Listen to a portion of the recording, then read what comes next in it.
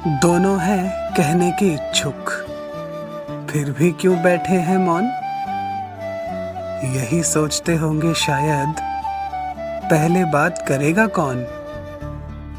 उपन्यास सुनकर जानोगे जीवन का यह मंत्र महान। प्रेम भरी इस नोक झोंक में हार जीत हो जाते गौण।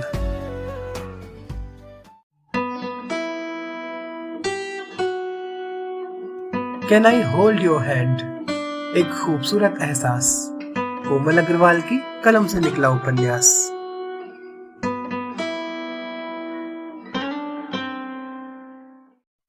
सूरज ने कार के ब्रेक लगाए और नन्हे खरगोश ने सूरज और पाखी के झगड़े पर ब्रेक लगा दिया। सच, जानवर कितने प्यारे और निराले होते हैं ना। अगर आपको भी है जानवरों से प्यार तो पिछला भाग मिस न करना यार। और इस भाग को तो बिल्कुल नहीं। लाइक, कमेंट और शेयर करना बिल्कुल मत भूलिएगा। मैं कोमल अग्रवाल लेकर आ गई हूँ आपके लिए भाग 133 can I hold your hand, एक खूबसूरत एहसास।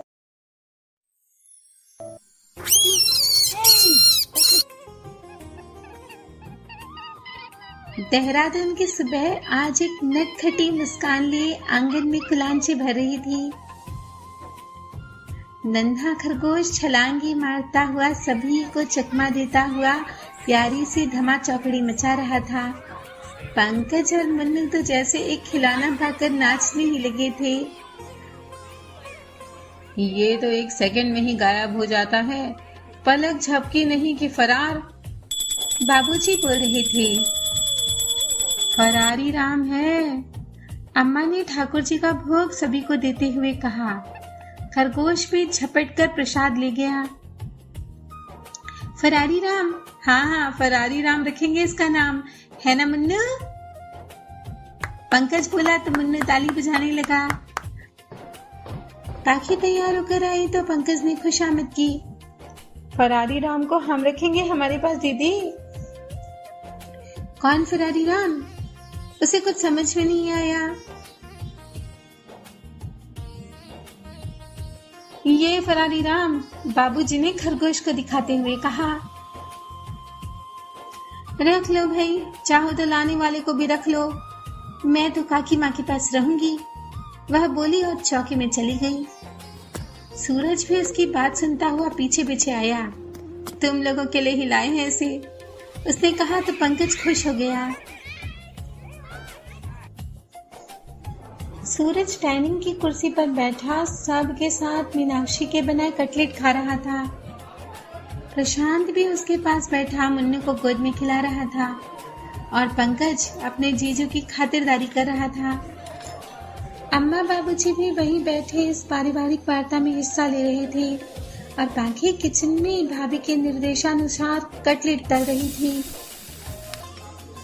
भाभी, आप हमारे साथ मसूरी चलिए, रोज ऐसा गर्मा गर्म नाश्ता मिला करेगा हमें। सूरज की बात सुन मीनाक्षी को तिनके का सहारा मिला। अरे जमाई बाबू, मैं तो चली चलूं, लेकिन कोई जाने दे तब ना।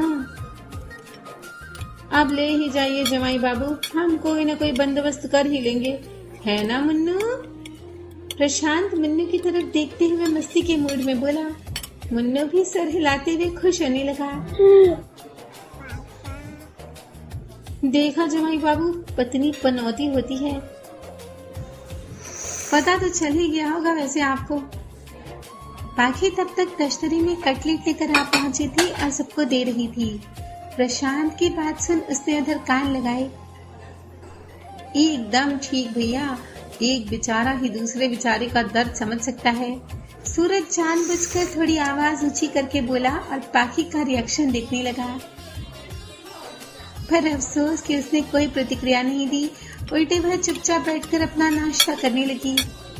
उसके ऐसे गंभीर रहने पर सूरज को आश्चर्य हुआ था, लेकिन अब हो भी क्या सकता था। जमाई बाबू, मैं कह रही थी कि लाडो 2-4 दिन और रह लेती हमारे साथ, फिर प्रशांत इसे पहुंचाएगा, शादी के बाद रही भी तो नहीं। अम्मा ने अपनी बात रखी। सूरज से तो कुछ जवाब देते बन नहीं रहा था। न वह पाखी के बिना रह सकता था और न ही अम्मा को मना कर सकता था। क्यों जवाई बाबू, आपको तकलीफ तो नहीं होगी ना? अम्मा ने फिर जोर देकर पूछा। हाँ, नहीं नहीं अम्मा, मुझे क्या तकलीफ होगी? सूरज हड़बड़ाते हुए बोला। पर अम्मा, काकी माँ अकेली है ना, और उन्होंने बोला था जल्दी आने के लिए। पाखी तुरंत बोल उठी। वह सूरज के गुस्से से अच्छी तरह वाकिफ थी। रात वह उससे नाराज होकर जो सो गया था और अभी भी तो वह मुंह फुलाए बैठा हुआ था। इधर सूरज को पाखी पर गुस्सा आ रहा था। सीधे सीधे बोल नहीं सकती कि मेरे बिना रह नहीं सकती और मैं इसके बिना। काकी माँ का नाम ले रही है। ठीक है, पर सावन लगते ही लेने भेजूंगी प्रशांत को, अम्मा ने ताकीद की। हाँ अम्मा, तब की तब देखेंगे। तुम्हारा जी करे तो हमारे पास चली आना, सब इकट्ठे रहेंगे, पाखी ने उनका लाड करते हुए कहा। जी अम्मा, आप अभी चलें हमारे साथ, सूरज ने अनुरोध किया। अम्मा गदगद हो उठी। बेटी दामाद के सुख, वैभव और दोनों के प्रेम अतिरेक से उनकी आंखें छलक उठी। तुम दोनों को देख लिया, अब कुछ दिन संतोष से रहूंगी और जब मन नहीं लगेगा तो तुम दोनों के पास चली आऊंगी, वह बोली और चांदी के 2 सिक्के निकाल तिलक कर दामाद को दिए। सूरज ने प्रसन्नता से उन्हें सर माथे पर लगाया और अम्मा बाबूजी के चरण स्पर्श किए। बाबूजी ने दोनों के विवाहित जीवन की सुख कामना की और उन्हें आशीर्वाद दिया। अम्मा ने नमकीन सेव, नारियल की बर्फी और मठरियां मीनाक्षी के साथ मिलकर बनाई थी अपने जवाई बाबू के लिए। प्रशांत बाबूजी के कहे अनुसार बाजार जाकर कुछ और मिठाइयां और फल ले आया। गाड़ी में रखवाकर वह भीतर आया। दोनों सभी के साथ बाहर आए और सूरज ने ड्राइविंग सीट संभाली, पर उसे यह देखकर धक्का लगा कि पाखी उसके बगल में न आकर पिछली सीट पर बैठ गई है। मुन्नू, पंकज और फरारी राम को बाय बाय करती हुई वह काफी देर तक बाहर झांकती रही। कार हवा की तेजी से चली जा रही थी। चालक की पिछली सीट पर बैठी पाखी खिड़की से बाहर देख रही थी। अम्मा की दी गई गुलाबी साड़ी का आंचल पवन के झोंके से फड़फड़ा रहा था। उसके खुले केश अब उसे परेशान करने लगे। उसने बालों को समेटकर उसमें पिन खोसी। तभी अचानक एक तेज झटके से कार रुकी। पाखी चौंक कर पति को देखने लगी। उसके देखते ही देखते सूरज ने कार का दरवाजा खोला और बाहर निकला। उसे बंद कर वह पिछला दरवाजा खोलकर पाखी के बगल में आ बैठा। उसका चेहरा बिल्कुल किसी मुरझाए कमल सा लग रहा था। दोनों के बीच कुछ देर तक मौन पसरा रहा। पाखी समझ गई थी कि सूरज उसके पिछली सीट पर बैठने की वजह से इस तरह गुस्सा दिखा रहा है, लेकिन फिर भी अनजान बनते हुए उसने पूछा, क्या हुआ? खुद जाकर गाड़ी चलाओ, वह बोला। मुझे जैसे आती है गाड़ी चलाना, वह भी तपाक से बोली। मुझे क्या अपना ड्राइवर समझ रखा है? सूरज ने भी करारा जवाब दिया। मैंने कब कहा? वह हिचकते हुए बोली। कहा नहीं पर किया है। क्या सोचते होंगे घर वाले? मुझे इस तरह बेइज्जत करना था तो मेरे साथ क्यों आई देहरादून? ड्राइवर को ले आती। अब सूरज के सब्र का बांध टूट गया था।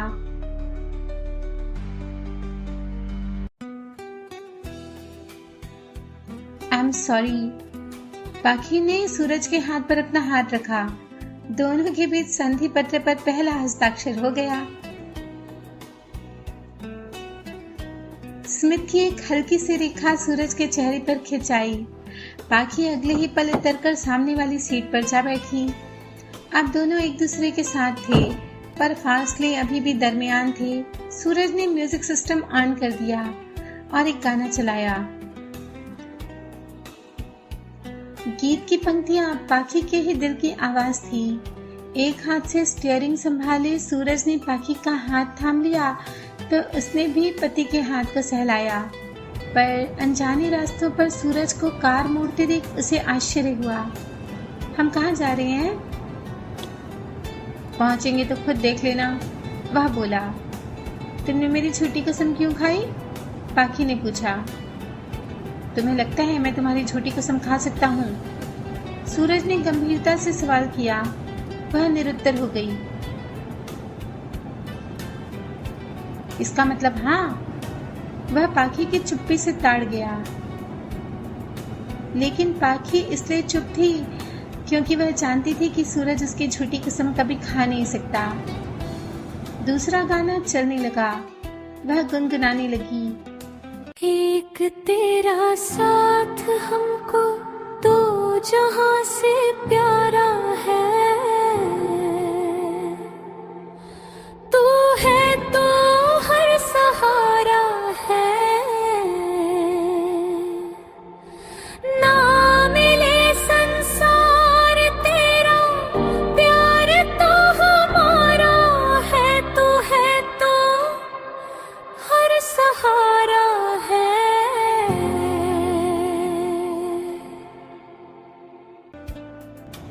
सूरज के हाथों का कसाव अब बढ़ने लगा था। रास्ता खराब है, स्टीयरिंग संभालो, उसने पति को चिताया। वह संभला और पथरीले रास्ते पर कार ठीक से चलाने लगा। पाखी उसके लिए गा रही थी, ये वह अच्छी तरह जानता था। पाखी का गाना उसे सुकून दे रहा था। लम्हे बेहद खूबसूरत हो चले थे और उससे भी खूबसूरत था उन दोनों के दिल का एहसास जो गीत की शक्ल में जुबान पर थिरक रहा था। दूसरा गाना चला तो सूरज उसके साथ गाने लगा। दिल का रिश्ता बड़ा ही प्यारा है, दिल का रिश्ता बड़ा ही प्यारा है, कितना पागल ये दिल हमारा है, हम तो एक दूसरे पे मरते हैं, हम तो एक दूसरे पे मरते हैं, जानता ये जहान सारा है, दिल का रिश्ता बड़ा ही प्यारा है, दिल का रिश्ता बड़ा ही प्यारा है। पाखी पति को प्यार से देखने लगी। आज वह उसी दिन की तरह गंभीर था जब पहली बार उसे स्कूल से भगाकर इसी रास्ते पर ले आया था। पाखी को वह घटना याद हो आई और अब उसे रास्ता भी याद आने लगा था। पहाड़ी वाले मंदिर जा रहे हैं ना हम? वह हैरान होकर बोली। बिल्कुल वही, सूरज ने जवाब दिया। कहा था ना शादी के बाद एक बार यहाँ आएंगे, मगर वो तो बहुत ऊंचाई पर है, एकदम खड़ी चढ़ाई है, उसने कहा। तो क्या हुआ, मैं जो हूँ।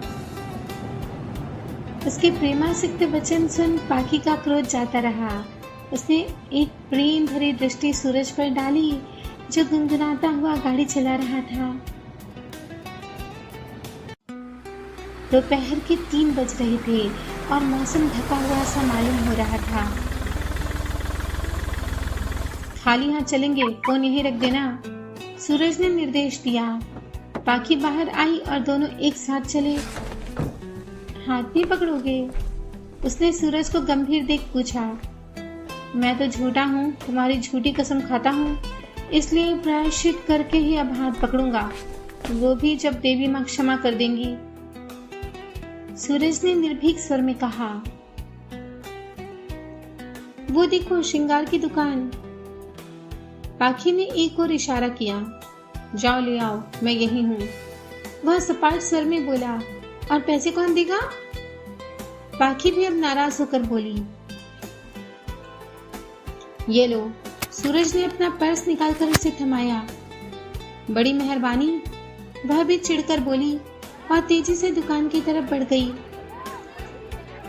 उल्टा छोर कोतवाल को डांटे। सूरज ने भी मन ही मन कहा, मैं भी नहीं जाऊंगा इसके पीछे। वह दूर खड़ा पाखी को अकेले पूजा और श्रृंगार का सामान खरीदता हुआ देखने लगा, पर जैसे ही वह मुड़ी उसने निगाहें फेर ली। देख भी नहीं रहे मुझे, जैसे मैंने ही कोई पाप कर दिया है। वह मन ही मन बोलती हुई उसके पास आई, मैं जा रही हूँ, चलना है क्या? तो क्या यहाँ पिकनिक बनाने आए हैं? सूरज ने भी उल्टा जवाब दिया, हाथ पकड़ लो नहीं तो बहुत पछताओगे। वह बड़बड़ाई, तुम्हें पकड़ना है तो पकड़ लो, किसने रोका है? वह आगे बढ़ गया। पाखी तेज कदमों से उसके साथ कदम मिलाने की कोशिश करने लगी, पर पीछे रह गई। थोड़ी दूर चलने पर सूरज मुड़ा, अरे ये तो सचमुच ही पीछे छूट गई है। तभी उसे एक पालकी दिखी। हाथ के इशारे से वह उसे बुलाने लगा। पालकी वाला पास आया तो उसने उससे कुछ बात की। वह प्रसन्न हो जल्दी जल्दी पालकी के निकट पहुंचा। आई जाओ बहन जी, पालकी एकदम खाली है, पलक झपकते ही दर्शन हो जाए, उसने पुकार लगाते हुए कहा। किंतु पाखी ने उस पर ध्यान न देते हुए अपने आंचल से अपने ललाट पर उभर आई पसीने की बूंद को पोंछा और आगे बढ़ने लगी। पालकी वाला फिर उसके पीछे आया। अरे बहन जी, तनी ठहरो तो, हम आप ही को बुलावत हैं। अब पाखी ने पलट कर देखा और बोली, नहीं चाहिए, और तेजी से चलने लगी। हमारी बात मानो बहन जी, अगर ऐसे चलोगी तो सूर्यास्त तक भी नहीं पहुंच पाओगी। पालकी वाले ने साथ आते हुए कहा। पाखी ने उसकी ओर विवशता से देखा। सच ही तो कह रहा था, सब कितना आगे चले गए थे और सूरज भी न जाने कहां अंतर ध्यान हो गया था। क्या करूं, वह सोचने लगी। चलो चलो बहन जी, हम गरीबन का भी भला हो जाएगा। अभी वह बोल ही रहा था कि एक नारी स्वर गूंजा, काहे इतनी चिरौरी करत रे बिरजू, ना जाती है तो ना जाए, जनानी खुद ही अपनी अकल की दुश्मन है। देशी ठेठ लहजे में कहती हुई एक पान मुंह में दबाए गोटेदार चुनरी बेचने वाली औरत उन दोनों के पास आई। हरी लाल पीली चुनरी से भरी थी उसकी टोकरी।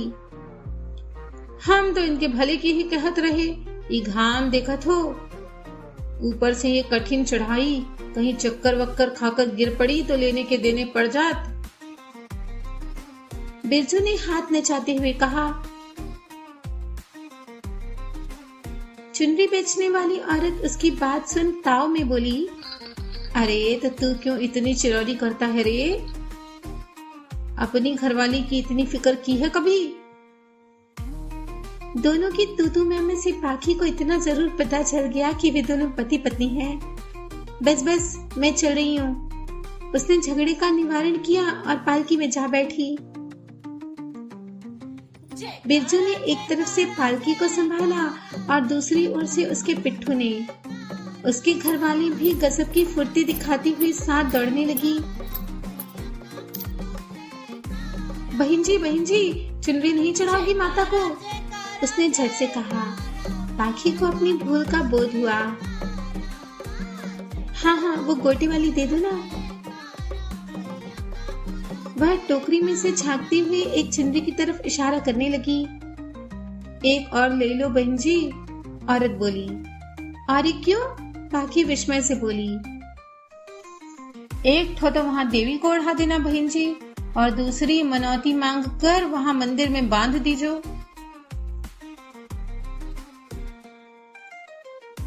फिर जो मांगोगी वही मिलेगा। औरत ने मंदिर की महत्ता का बखान किया। अच्छा, फिर तो लाओ। कहते हुए पाखी ने उसे सूरज के बटुए से रुपए निकाल के दिए। ये तो आदमियन का बटुआ लागे है बहन जी। औरत उसके साथ चलती हुई बोली। हाँ, मेरे पति का है। पाखी खिलखिलाई। वाह वाह, तब तो अगले बरस गोद में बछुआ होगा बहन जी। बिरजू की घरवाली ने कहा तो पाखी का रोम रोम पुलकित हो उठा, मातृत्व के अनोखे एहसास की कल्पना मात्र से। पालकी जितनी तेजी से कहारों के सहारे ठिकाने पर बढ़ रही थी, औरत भी उतनी ही द्रुत गति से चढ़ाई चढ़ रही थी। बातों ही बातों में उसने पाखी को अपना नाम बता दिया। जुगनी, और ये हमरा मर्द है। उसने पान की थोक निगलते हुए कहा। पान से रंगे होठ और भी मादक लगने लगे थे। पालकी वाला उसकी ओर देख कोई न कोई हंसी टट्टा करते उसे गुदगुदा रहा था। पालकी जमीन पर उतार कर कहार सुस्ताने लगे। पाखी सूरज को तलाश करने लगी। तभी वह पीछे से आया और उसे चौंका दिया। बाप रे, कितनी तेज चली हो, हमसे पहले ही पहुंच गए। वह दांतों तले उंगलियां दबाती हुई बोली। और कब से रास्ता देख रहा हूँ कि पालकी में सवार दुल्हन कब आएगी। सूरज ने भी हंसी की। तुम्हारे जूते? अचानक पाखी का ध्यान गया। वो तो मैंने नीचे ही उतार दिए थे। वह सहजता से बोला। क्या? मगर क्यों? वो इसलिए। हे कोमल जी, रुक जाइए। नहीं, समय समाप्ति की घोषणा। अब अगले भाग में सुनाइएगा आगे की कहानी, और हम दोहराएंगे फिर से वही बात पुरानी। Like, share, comment, channel subscribe. बने रहिए कनेक्टिंग ड्रीम्स के साथ, जो दे सपनों को पंख।